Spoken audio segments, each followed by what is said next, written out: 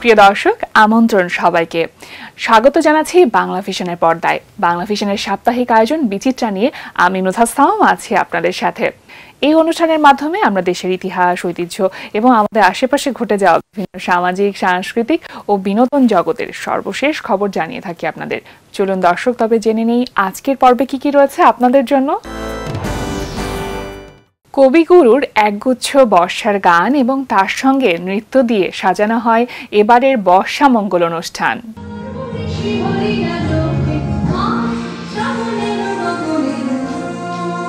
কবিগুরু রবীন্দ্রনাথ ঠাকুরের একগুচ্ছ বর্ষার গান নিয়ে ৮ আগস্ট শুক্রবার সন্ধ্যায় সাংস্কৃতিক সংগঠন ছায়ানট মিলনায়তনে দর্শকদের এক মনোজ্ঞ সাংস্কৃতিক অনুষ্ঠান উপহার দিল রবি রাগ।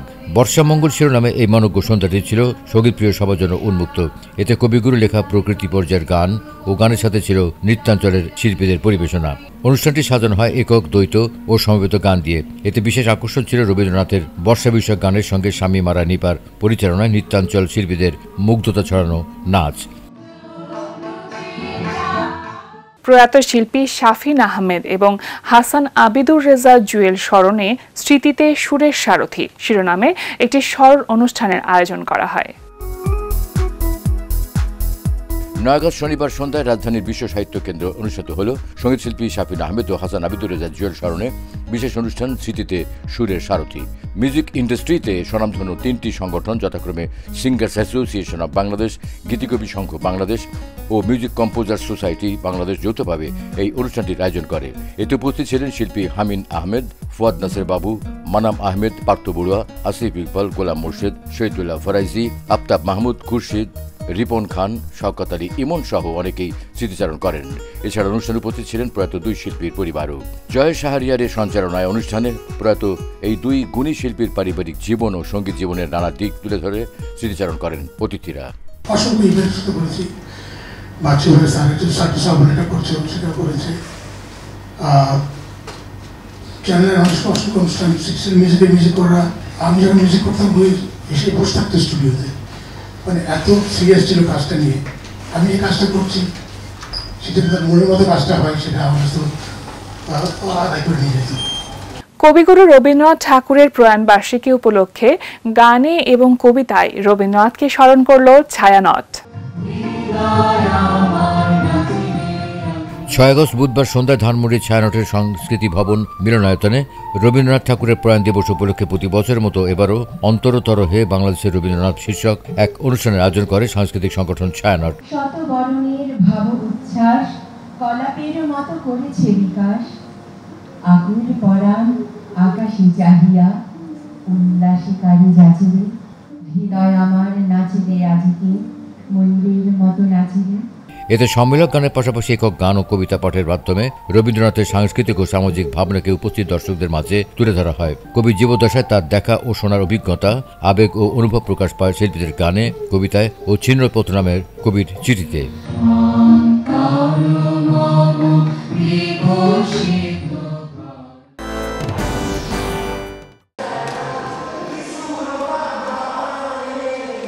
রাজধানীর অভিজাত হোটেল ইন্টারকন্টিনেন্টাল ঢাকা আয়োজন করেছে বহুল প্রতীক্ষিত চাটগাঁয়া ফুড ফেস্টিভ্যাল। চট্টগ্রামের সমৃদ্ধ স্বাদ ও ঐতিহ্যের এক বর্ণিল উদযাপন নিয়ে এলিমেন্টস রেস্টুরেন্টে আয়োজিত এই উৎসব চলবে 14 থেকে 23 আগস্ট পর্যন্ত। ইন্টারকন্টিনেন্টাল ঢাকা প্রতি বছরের মতোই আমরা বিভিন্ন ধরনের ইউনিক ফেস্টিভ্যাল নিয়ে আসি। এইবার আমরা নিয়ে এসেছি চাটগাঁয়া ফুড ফেস্টিভ্যাল।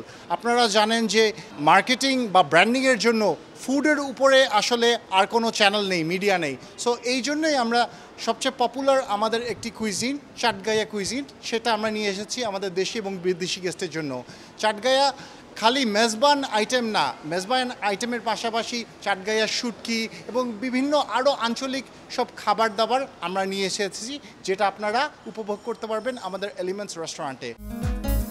এই উপলক্ষে 13 আগস্ট বুধবার সন্ধ্যায় এক সংবাদ সম্মেলন করে কাস্টমারদের বাই ওয়ান গেট টু সহ বিভিন্ন সুবিধার কথা জানান হোটেল কর্তৃপক্ষ।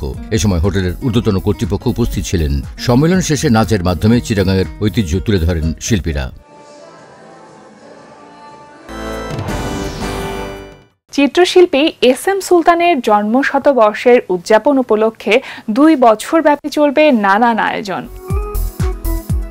শিল্পী এস এম সুলতানের জন্মশতবার্ষিকী উদযাপনের লক্ষ্যে জন্মশতবর্ষের সুলতান শিরোনামে জাতীয় ও আন্তর্জাতিক উদযাপন কমিটি এক অনুষ্ঠানের আয়োজন করে।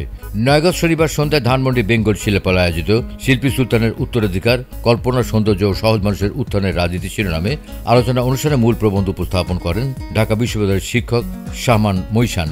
অধ্যাপক আব্দুল্লাহ আবু সাইদের সভাপতিত্বে অনুষ্ঠানে জন্মশতবর্ষের সুলতান জাতীয় ও আন্তর্জাতিক উদযাপন কমিটির সদস্য সচিব আলোকচিত্রী নাসির আলী মামুন নির্মিত একটি ভিডিও চিত্র প্রদর্শন করা হয়। এরপর নাসির আলী মামুনের সম্পাদনায় সুলতান খনন নামে একটি বইয়ের মোড়ক উন্মোচন করা হয়। এ সময় অনুষ্ঠানের উপস্থিত ছিলেন জন্মশতবর্ষে সুলতান জাতীয় ও আন্তর্জাতিক উদযাপন কমিটির আহ্বায়ক শিল্পী মনিরুল ইসলাম, অধ্যাপক আবুল মনসুর, শিল্পী মুস্তাফা জামান, শিল্পী বিমানেশ চন্দ্র বিশ্বাস সহ বিভিন্ন শ্রেণী পেশার বিপুল সংখ্যক শিল্পানুরাগী। দীর্ঘ প্রতীক্ষার পরে জন্মশতবর্ষে সুলতান জাতীয় ও আন্তর্জাতিক উদযাপন কমিটি, এই কমিটির পক্ষ থেকে এবং বেঙ্গল ফাউন্ডেশনের সহায়তায় আজকে শিল্পী সুলতানের শতবার্ষিকী আমরা পালন করতে যাচ্ছি। গত বছর 2024 সালের 10ই আগস্ট ছিল শিল্পী সুলতানের শতবার্ষিকী, 100 বছর। কিন্তু ছাত্র জনতার গণ অভ্যুত্থানের পরপর উদ্ভূত পরিস্থিতিতে আমাদের পক্ষে অনুষ্ঠান করা সম্ভব হয় নাই। আজকে আমরা এখানে ডাইভার্স ব্যাকগ্রাউন্ডের লোকজন নিয়ে, আপনারা দেখছেন যে এখানে কবি, সাহিত্যিক, লেখক, সাংবাদিক, চিন্তক, বুদ্ধিজীবী, তথ্য প্রযুক্তিবিদ, চিত্রশিল্পী, সমালোচক, এই সব নিয়ে, গানের লোক, আর্কিটেক্ট সব কিন্তু আজকে সমবেত হয়েছে। কী কারণে? কারণ এস এম সুলতানের ঈর্ষণীয় জনপ্রিয়তা এবং মৃত্যুর পরও এস এম সুলতান অনেক বেশি মহামান্বিত এবং অনেক বেশি প্রাসঙ্গিক এই বাংলাদেশে। চীনা দূতাবাসের সৌজন্যে ঢাকার আকাশে ব্যতিক্রমী ড্রোন শোতে মধ্যে দেশের মানুষ অন্যরকম একটি নতুন বিনোদন হিসেবে গ্রহণ করেছে। নতুন এই মাধ্যমকে আরও বেশি প্রশস্ত করার দুই দেশের সম্পর্ক উন্নয়নের লক্ষ্যে চীনা দূতাবাসের সৌজন্যে বাংলাদেশি কিছু সংখ্যক জনগোষ্ঠীকে প্রশিক্ষণের উদ্যোগ নিয়েছে সংস্কৃতি বিষয়ক মন্ত্রণালয়। এই উপলক্ষে 13 আগস্ট বুধবার সকালে চায়না এম্বাসিতে এক সংবাদ সম্মেলনের আয়োজন করা হয়। চীনা এম্বাসিতে আয়োজিত এই সম্মেলনে উপস্থিত ছিলেন সংস্কৃতি বিষয়ক মন্ত্রণালয়ের উপদেষ্টা মোস্তফা সরওয়ার ফারুকী এবং বাংলাদেশস্থ চীনা রাষ্ট্রদূত ইয়াও ওয়েন এবং ঊর্ধ্বতন কর্মকর্তা সহ প্রশিক্ষণার্থীরা। তো প্রথম একটা চলন্ত ট্রেনের ছবি রেকর্ড করে যখন চালালো, সবাই বিমোহিত হয়ে গেল যে দিস ইজ অ্যামেজিং। কিন্তু তখনও এটা আমাদের কোনো আর্টিস্টিক মিডিয়ামের যে একটা টুল হয়ে উঠতে পারে সেটা মানে জানা যায় না।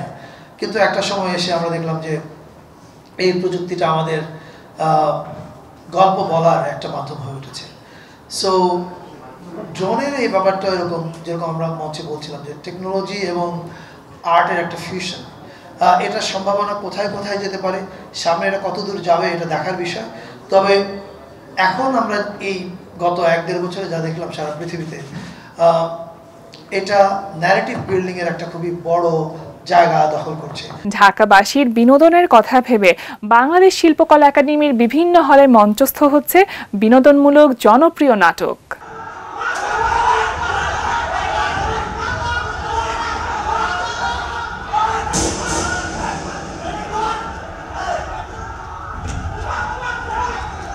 বার্ষিকের ছাত্ররা মার খাবার পর হলগুলো বন্ধ করে দিলে সবাই যখন ভাবে এই বুঝি আন্দোলনের শেষ, ঠিক তখনই নেমে আসে প্রাইভেট বিশ্ববিদ্যালয়ের ছাত্ররা।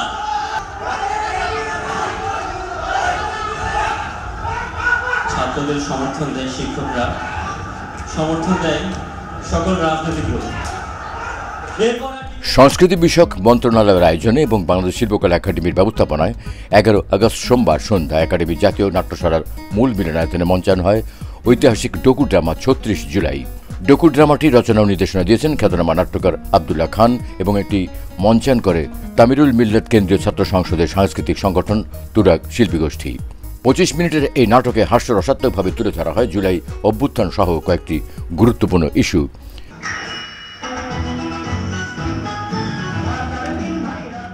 বিশেষত কোটা সংস্কার আন্দোলন, সাধারণ শিক্ষার্থীদের উপর হামলা, রাজাকার ট্যাগ দেওয়া, ইন্টারনেট সেবা বন্ধ করার মতো ঘটনাগুলি।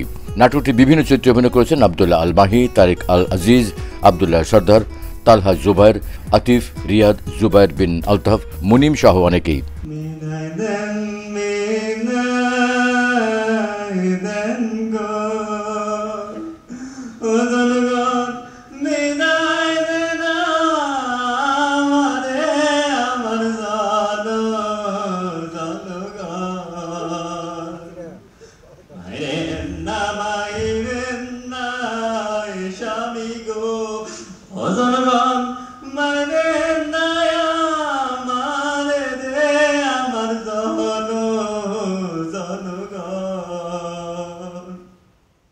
উইটনেস টু দ্য আপরাইজিং শিরোনামে একটি বইয়ের মোড়ক উন্মোচন অনুষ্ঠানের আয়োজন করা হয়। এর পাশাপাশি রয়েছে ছবির প্রদর্শনী। সম্প্রতি রাজধানীর আলিয়াস ফ্রসেজের সহযোগিতায় জুলাই গণঅভ্যুত্থানের ছবি নিয়ে উইটনেস টু দ্য আপরাইজিং শীর্ষক একটি বইয়ের মোড়ক উন্মোচন অনুষ্ঠানের আয়োজন করা হয়। বইটিতে আলোকচিত্রী ও সাংবাদিক জীবন আহমেদের চোখে দেখা জুলাই অভ্যুত্থানের প্রতিটি দিনের ছবি সংবলিত বর্ণনা উঠে এসেছে। এতে আলোকচিত্রীর তোলা শহীদ নাফিসের রিকশায় ঝুলে থাকা ছবি অন্যতম। বইয়ে আন্দোলনের প্রতিটি ধাপ, বিক্ষোভ, নির্যাতন, রক্ত, প্রতিরোধ, বিজয় ও বেদনার স্মারক চিহ্ন তুলে ধরা হয়েছে। দেখেন, জুলাইতে তো আমরা প্রচুর ছবি তুলছি, হ্যাঁ, এত ছবি তো আর কোথাও রাখাও সম্ভব না। তো যার কারণে আমার কাছে মনে হয়েছে যে অ্যাটলিস্ট 200 ছবি বা 172টা ছবি যাতে থাকে, মানে কেউ যদি, এবং সবচেয়ে বড় কথা যে আমার এই বইতে কেউ কোনো হিরো নাই। এখন যে বর্তমানে বলা হচ্ছে যে তমুক মাস্টার মাইন্ড, অমুক মাস্টার মাইন্ড, এই বইতে কোনো মাস্টার মাইন্ড নাই। এইখানে হচ্ছে বইতে যাদের ছবি দেখছেন তারাই মূলত এই বইয়ের হিরো এবং এই জুলাইয়ের হিরো। হ্যাঁ, 5 তারিখে যাদের আমি মানে পুরো সময়টা জুড়ে যারা এই আন্দোলনে ছিল তারাই মূলত হিরো, মানে জুলাইয়ের কোনো মাস্টার মাইন্ড নাই। এই বই শুধু ছবি নয়, একটি সময়ের যন্ত্রণার প্রামাণ্য দলিল। এই কাজ সাহসিকতা এবং মানবতার এক অনন্য নিদর্শন বলেছেন উপস্থিত আলোচকগণ। অতিথিদের আলোচনা শেষে বইয়ের মোড়ক উন্মোচন করেন অতিথিরা। এছাড়া জুলাই অভ্যুত্থানের প্রতিদিনের ছবি নিয়ে একটি প্রদর্শনীও চলছে গ্যালারিতে। ওই মুহূর্তে কি গুলি চলছিল সেটা আমি জানি, ওই মুহূর্তে ওই জায়গায় এত লোক আসছিল, কেউ একটু ধৈর্য বসতো ছেলেটাকে, তাও আমি আরো সাহস পেতাম। কেউ ওই মুহূর্তে কেউ আগে আসে না। এটার নাম বাংলাদেশ। উনি জীবনটা ত্যাগ করে দিয়েছে। এই পতাকার জ্বালাটা কি উনি ভালো করে টের পাইছে। এই পতাকার সম্মান সবাই দিতে পারে না। প্রিয় দর্শক, আপনাদের প্রত্যেকের জন্য অনেক অনেক ভালোবাসা এবং শুভকামনা জানিয়ে শেষ করছে আমাদের আজকের আয়োজন। বিনোদন জগতের সর্বশেষ খবর, এছাড়াও ইতিহাস, ঐতিহ্য এবং আমাদের আশেপাশে ঘটে যাওয়া বিভিন্ন সামাজিক সাংস্কৃতিক অঙ্গনের খবর নিয়ে আগামী সপ্তাহে আবারও হাজির হয়ে যাব বাংলা ভিশনের পর্দায়। সে পর্যন্ত সকলে ভালো থাকুন, সুস্থ থাকুন, সুস্থ বিনোদনের সাথে থাকুন, বাংলা ভিশনের সাথে থাকুন। আল্লাহ হাফেজ।